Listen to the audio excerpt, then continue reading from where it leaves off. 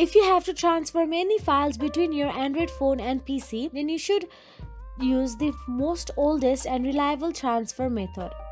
It is still quick and easy to share files from a phone to a laptop as long as you have got a compatible cable on hand. Plug your charging cable into the PC and connect it to your phone.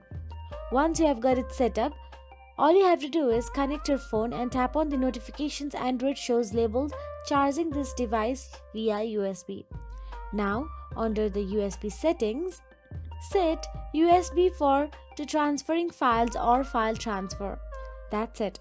A file transfer window will open on your computer showing your phone and SD card if you got one.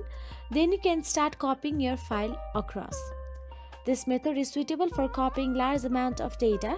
Try it when you want to transfer some movies or your entire music collection. If you found this video helpful, please like, share and subscribe, and thank you so much for watching. So that is it. If you found this video helpful, please like, share and subscribe, and thank you so much for watching.